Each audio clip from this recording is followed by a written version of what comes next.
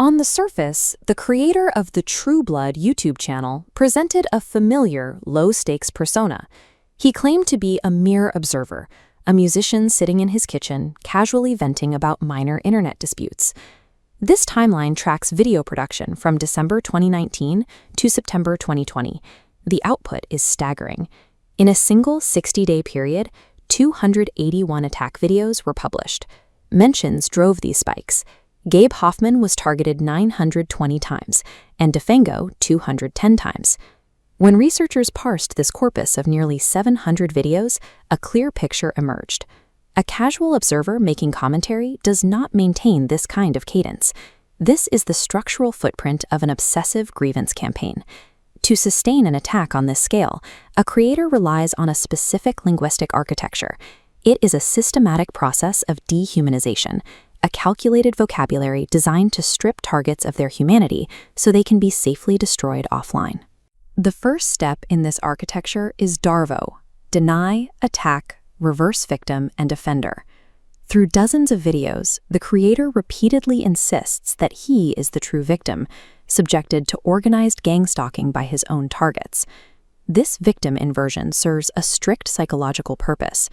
To keep an audience engaged through 675 attack videos, the creator has to frame his own aggression as righteous self-defense. Once the audience accepts the creator as the victim, the campaign moves to phase 2.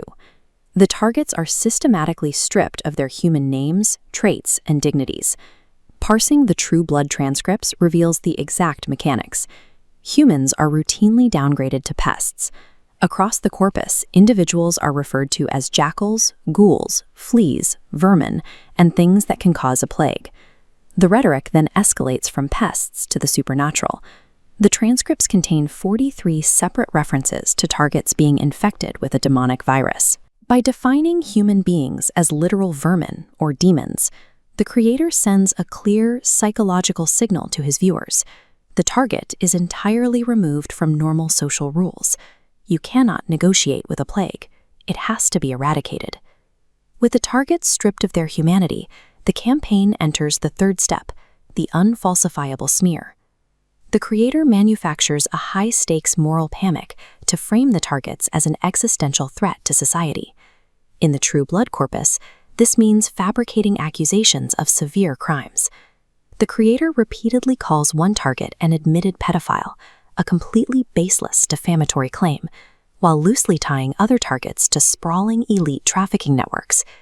These smears are structurally bound to deeply ingrained antisemitic conspiracy theories.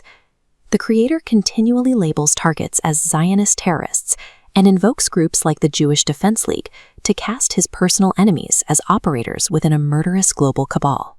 This specific combination of accusations is highly tactical. In the modern internet economy, the accusation itself serves as the punishment. It requires massive personal and financial costs to deny, and because the claims are entirely fabricated, they are impossible to cleanly disprove. At this point, the moral panic has reached a boiling point.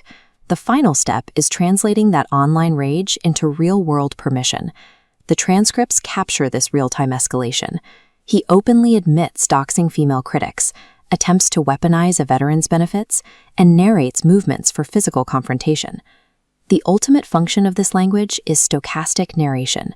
The creator meticulously builds the panic, stokes the audience's rage, and points the mob at a defenseless target. The resulting real-world violence becomes a statistical certainty, while the creator claims he was merely observing. When you find yourself in the crosshairs of a campaign like this, the immediate, overwhelming instinct is to fight back. You want to go public, pull up the receipts, and rebut every individual lie. Doing so plays directly into the attacker's hands.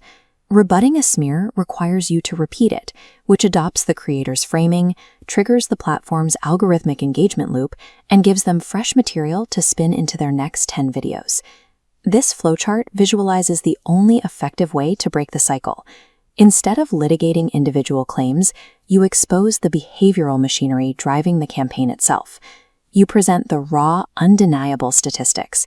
One man produced 675 attack videos, mentioned a single person 920 times, and utilized classic manipulative hot and cold cycles. You reveal the architect behind the machine. Exposing the specific mechanics of dehumanization strips the campaign of its power. Once the strategy is named and mapped, new attack videos lose their shock value. They are recognized exactly for what they are, just predictable gears turning in a cold, dangerous, manufactured system.